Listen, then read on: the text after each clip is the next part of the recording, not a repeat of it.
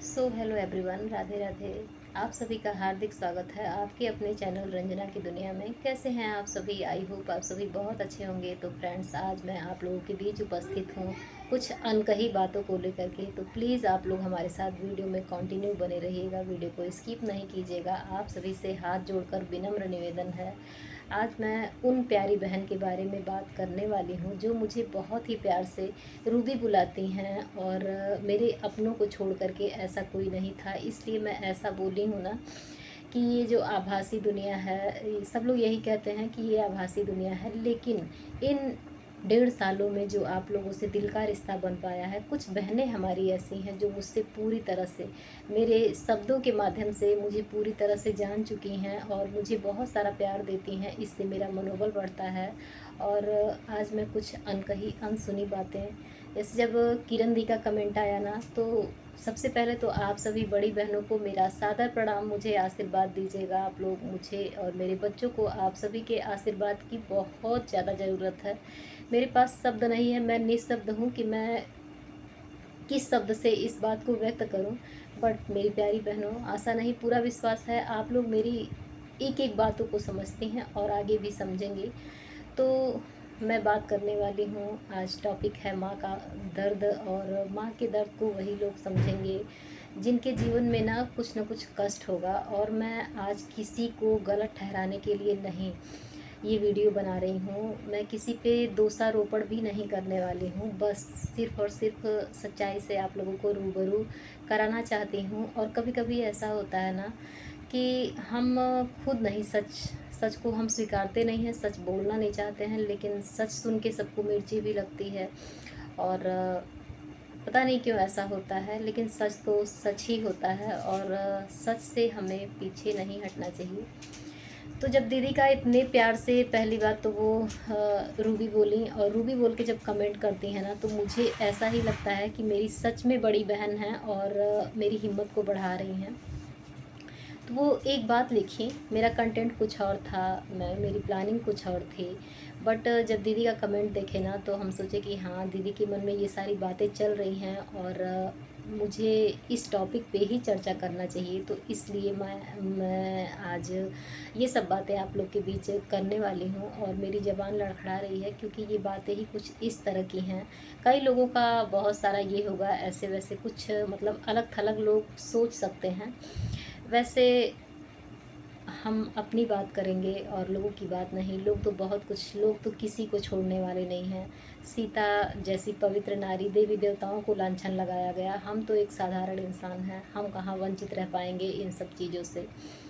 लेकिन जो दीदी बात कही उस पर मैं अब बात करती हूँ।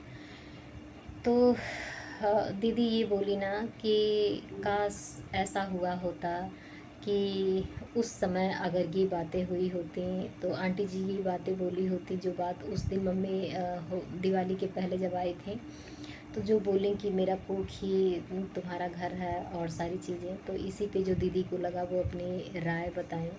तो उसी पे जो हम फील कर रहे हैं ना, वो आप सभी के बीच शेयर करना चाहते हैं, अपने मन की बात शेयर करना चाहते हैं, न कि किसी पे या अपनी माँ पे दोषारोपण करना चाहते हैं। माँ का दर्जा ना कोई ले सकता है, माँ का स्थान कोई नहीं ले सकता। और हमको इस रूप में देख करके मेरी माँ क्या फील करती हैं, मेरी माँ को कितना कष्ट होता होगा, जिस लड़की को वो अपना गुरूर समझती थी, लोगों के सामने बड़े ही, आज इस कंडीशन में भी वो यही बोलती हैं। फ्रेंड्स, आज हम एकदम बिल्कुल पूरी तरह से अपना अस्तित्व तो ही खो दिए हैं।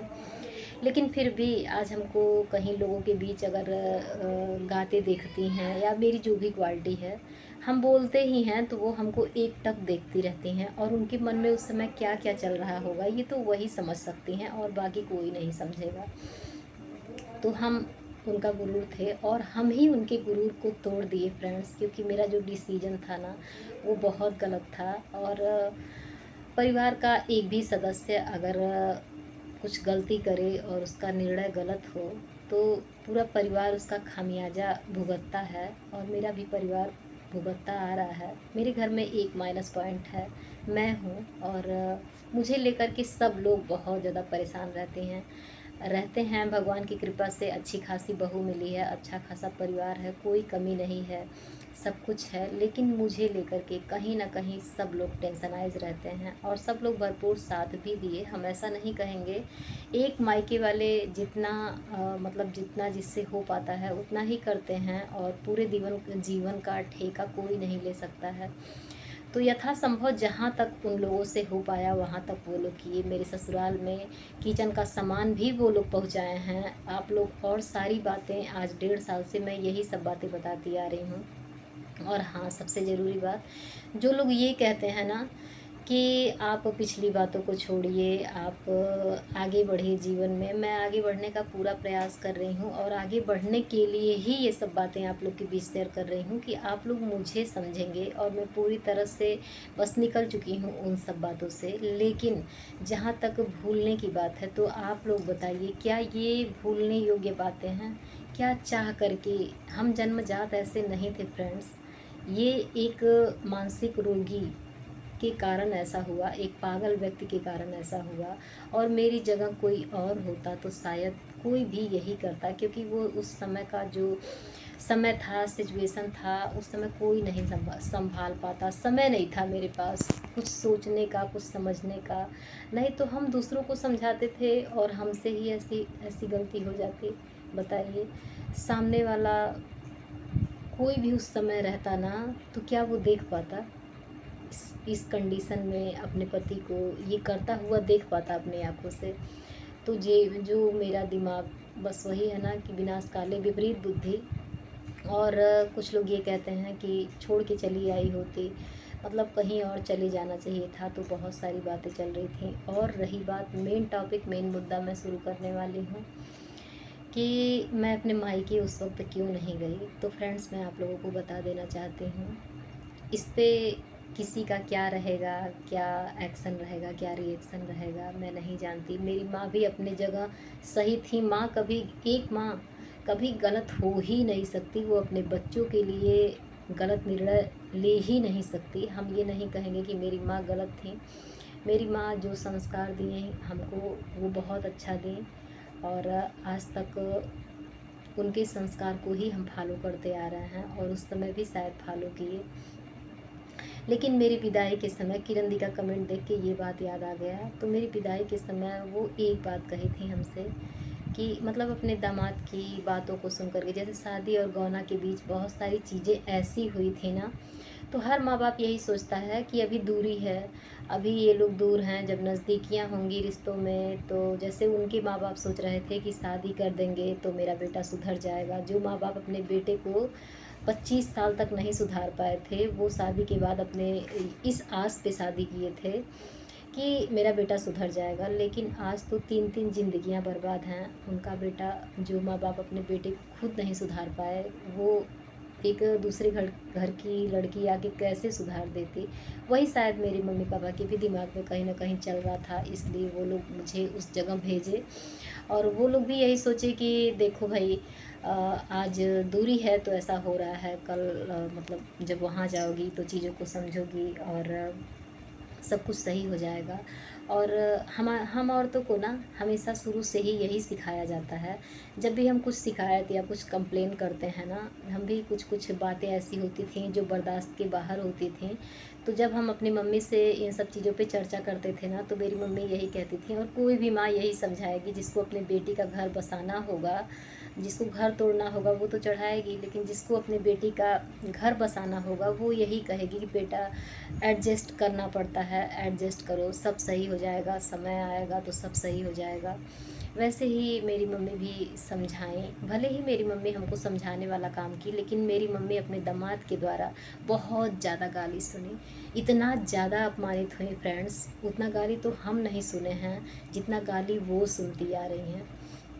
पता नहीं क्या दुश्मनी है उनसे उनसे कि मम्मी के तो पीछे ही पड़े रहते हैं हाथ धो कर के। हर बात में मेरी माँ के संस्कारों पे उंगली उठाई जाती है, और आज तक उठाई जाती है। तो मेरी मम्मी विदाई के वक्त क्या बोल के भेजी हमको, जब विदाई मेरी होने लगी तो मेरी मम्मी बोली कि बेटा देखो, तुम्हारा स्वागत है, तुम्हारा ये घर है, लेकिन बेटा इस घर में कभी भी नाराज़ होके और गुस्सा होकर के मत आना। तो मेरी मम्मी जब विदाई के वक्त ये बात कह के भेजी थी ना, तो जब आए दिन वहाँ पे नाटक होता था, बहुत कुछ होता था, तो इस कंडीशन तक पहुँचने में आप लोगों को पता ही होगा कि किन किन बहुत मतलब इतना इजी नहीं था सब कुछ, ऐसे ही बस अचानक से ऐसा कुछ नहीं हो गया। बहुत बहुत कष्टों का सामना करना पड़ा, बहुत कुछ झेलना पड़ा। फिर जब ऐसा कुछ सिचुएशन आया, समय आया ना, तो दिमाग में वही सारी बातें, जब भी कुछ ऐसा होता था ना, तो हम औरतें बहुत कुछ झेलती हैं, और शायद हम जले नहीं होते तो शायद ये सारी बातें पब्लिकली आती भी नहीं, और हम उन तमाम औरतों की तरह, उन तमाम बहनों की तरह जो आज भी बहुत कुछ हमसे ज़्यादा दुख तकलीफ़ झेल रही हैं, लेकिन वो बोल नहीं पा रही हैं, उनका कुछ भी ओपन नहीं हुआ है। मेरा जलने के कारण और यूट्यूब पे चैनल होने के कारण सब लोग सब कुछ जान पा रहे हैं, और कहीं ना कहीं ये मेरा काम भी है। तो उस समय बस यही कह के भेजी थी, और उस समय मेरा मतलब नहीं हिम्मत हो पा रहा था। और बाकी कुछ लोग ये कहते हैं कि कहीं आपको चले जाना चाहिए था। जब मैं जली थी उस वक्त की बात मैं कर रही हूँ।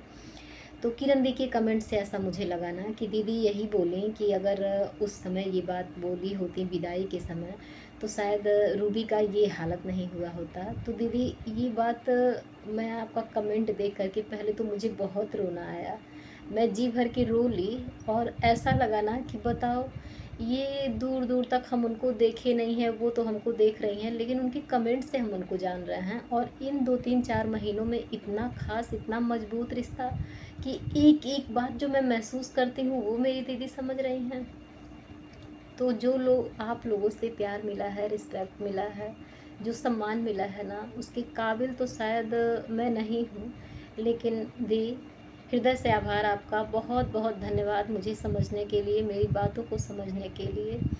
और पता है, अगर हम कहीं इधर उधर चले गए होते, वही होता है कि जो लिखा होता है, आप कहते हैं ना कि प्रारब्ध, जो प्रारब्ध में जो है वो तो हो के रहेगा, सही बात है। जो भाग्य में, हम किसी को दोषी नहीं ठहरा सकते, मेरी किस्मत ही ऐसी थी। अगर हम मर गए होते उसी समय तो सारी लीला समाप्त हो गई होती, लेकिन आज हम जिंदा हैं, तो ये सब हम बोलने के लिए विवश हैं, बस ये समझ लीजिए। और बहुत आसान नहीं है मेरे लिए, ये सब एक एक शब्द मेरे मुंह से कैसे निकलता है। और मैं उस वक्त वीडियो बनाने के पहले या वीडियो बनाने के बाद या 24 घंटे क्या फील करती हूँ, क्या महसूस करती हूँ, वो मैं शायद नहीं शेयर कर सकती फ्रेंड्स। आशा नहीं, मुझे पूरा विश्वास है आप लोग मेरी बातों को समझ रहे होंगे। तो दीदी बहुत कुछ फील हुआ हमको, और बस हम इसी मैटर पे आज आप लोगों के बीच शेयर किए कि शायद उस वक्त बहुत कुछ होना चाहिए था जो कि नहीं हुआ, और जो लिखा था वही हुआ। तो bye bye, see you, Radhe Radhe, जय श्री राधे कृष्णा। मिलते हैं आप लोगों से नेक्स्ट वीडियो में। आप लोग अपना ख्याल रखिएगा, साथ और सहयोग बनाए रखिएगा। बस ये समझिएगा कि मुझे आप सभी की बहुत ज़रूरत है।